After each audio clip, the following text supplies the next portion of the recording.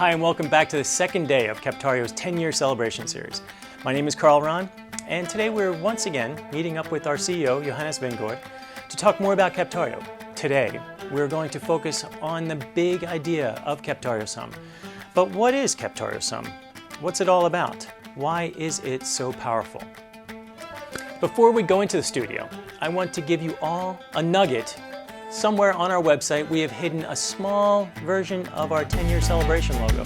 It can be hidden in a blog post, in a service description, basically anywhere. Think of it as X marks the spot. If you find it, you will have found something very valuable, a treasure. Browse our website and find the logo, be a part of the raffle to win a free 4-hour workshop with us. I also want to remind you to check out the anniversary webpage to see our previous episode. Now, let's go meet Johannes. Hello. Hello there, Johannes. Okay, it's good to see you and good to sit down. And I'm looking forward to this discussion. Me too. Yeah, excellent. So let's start at the beginning about Captario and your partnerships with Big Pharma, with Small Pharma, and how that, if you could, just touch on how that helped evolve. You know, because we talk about, okay, we're working for this client, we're working for that client, but truly they're partnerships. Yeah, yeah, and there's they a are. give and take, and you learn. Yeah. Could you talk a little bit more about that?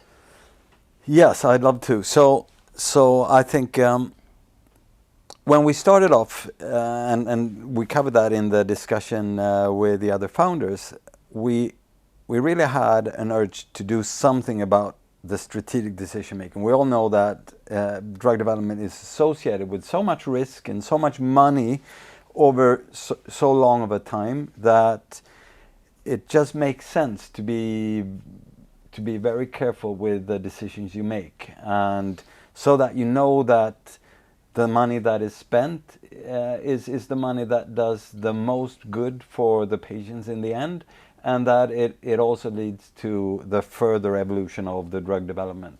So that is very costly. So you really have to get some return on that in order to make it sustainable in the long run. So that was really the big idea: support those decisions around what to invest in and around making sure that those things that are invested in really are optimized. So we started with one, say, top 5 pharma company, and we collaborated with some of their analysts, and they threw at us their most complex projects. And that, I can tell you, was extremely challenging because we had a half-baked product, and it wasn't trivial things that we were to solve for. Yeah. And we worked sharply with a number of specific projects for this customer.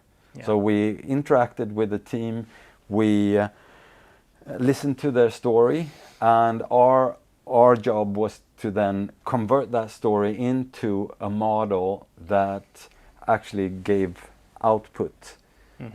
So the quantitative output, so that you could compare different strategic options. And this included complexities like the clinical effect of the drug, and how that impacts the probability of success. It also incorporated the market and the competition you have, and the launch window of those competitors, and the impact that first or second or third to market would have. Even also cannibalization. So it may be that there are other drugs in your portfolio that in a way is competitive with this current drug. So what does that mean if both make it to market? So complexities like this, I could list very many more. Yeah. In terms of the partnership, it sounds like it was very much of a two-way street. You understanding the client's needs, yeah, and developing the tool around those needs, yeah, purposefully. Yeah, I think that has been really ingrained in the culture of this company, to work extremely close with our customers. So that is true also today. So your vision for Captario is not changed, but modified or confirmed. Yeah, I think the vision was really to contribute to a positive step change to decision making in drug development. So that very much still sticks. Still stayed, yeah, stayed yes. True. But then how do we do that in terms of how do we package the product? How do we communicate the product? What kind of business model is behind it? And how do we interact with our customers and organize ourselves? That, of course, has evolved immensely over the years. But I do now feel that things have settled. This company is entering a new phase in its development. So if we were a child seeking, one's place in the world and finding out what it is we can contribute, now I think that is very clear. So now we're more of a teenager. So we now have great responsibilities. So with not only our owners and employees, because we are many more than we were when we started, but also with our customers, because it's not insignificant things we're doing for them. We're helping them with their portfolio review. So here we are, Captario. We've graduated as a company, and Yeah. we're entering into a phase now where we've defined what we're doing. Yeah. We're coming to a point where the value proposition to our clients is very clear. Yeah. It's excellent to hear how you described that state of being as being a teenager. Yeah. Just finding his or her way in the world. Right. And figuring out what they're good at. Yeah. Yeah. Yeah. And I can elaborate on what it is we're good at. Oh, that'd be great. Yeah. So at this point, we are integrating the decision making at a portfolio level with that of the project level. And what could that mean? Well, that could mean that when assessing the portfolio, you may find that a few projects are so essential that you really need to know, is there anything more we could do to maybe speed up these drugs, or maybe reach more patients, or whatever it is that is making more out of something that already exists. That realization often comes from the portfolio.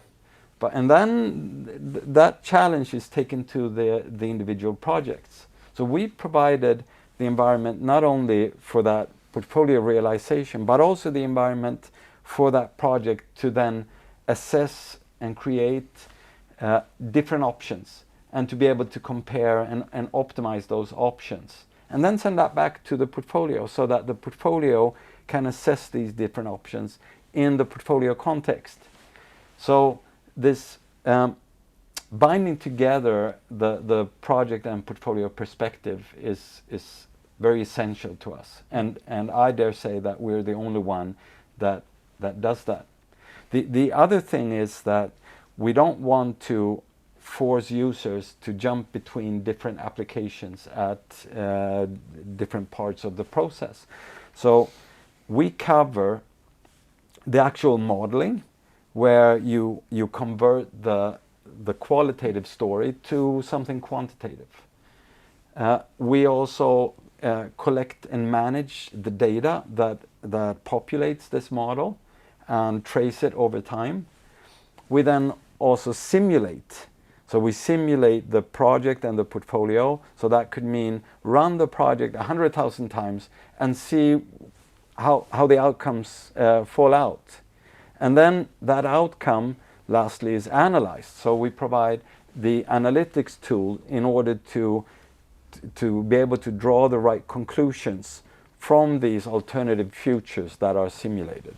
And all of this is done within our tool.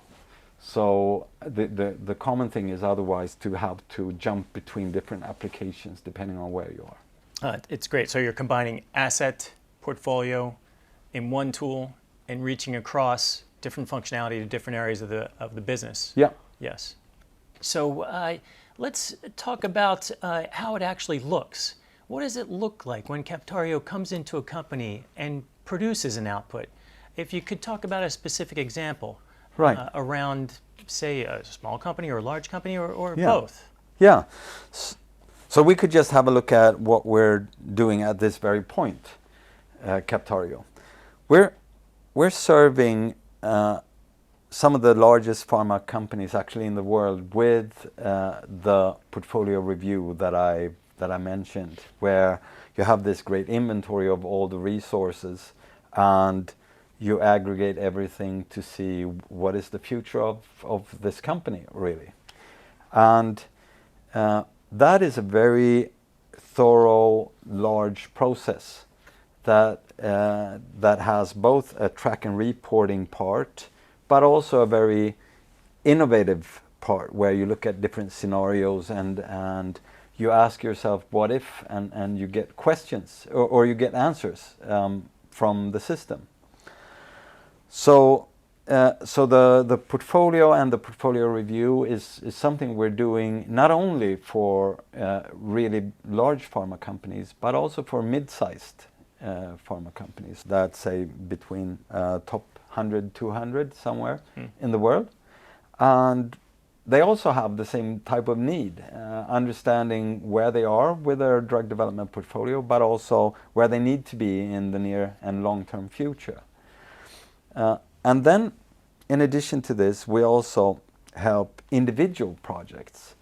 So some of the large pharma companies have actually trained analysts to in turn help individual projects getting that optimized value out of the asset. And so in that case, our job is really to enable the analysts at the big pharma company. You know, it's become apparent to me, but maybe you could touch on it. So I see so much opportunity for companies to take on a new process that brings everyone together, that increases efficiency. So, but I'm still going to ask you the question, why would a large pharmaceutical company choose Captario? Well, I think first of all, a company like ours would need to not only have the technical skills, because this is simulation, it involves a lot of data, it involves a lot of computation, and it must be quick. So there are technical challenges, but I don't think you can really get there unless you also have the experience and skills within the area of application, which is in this case drug development. So we have, several hundred years of pharma experience together with this technical expertise, and we combine that, and I think that is extremely important. And also we've done this journey for now 10 years, and there is so much learning that has gone into this. So if someone was to start a company like this now, well, maybe they can do those 10 years in 5 years. That may be.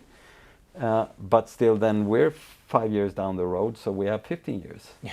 So I think at this point we are the front runner, and I think chances are good that we'll remain the front runner in this area. Thanks, Johannes. It was very enjoyable. I learned a lot, and as usual, it's been enlightening and informative. And thank you for this. Thank you. This is fun and interesting and challenging all at the same time. So I hope I wasn't too thorough in my answers. Well, thanks, and thanks everyone, and we will see you tomorrow.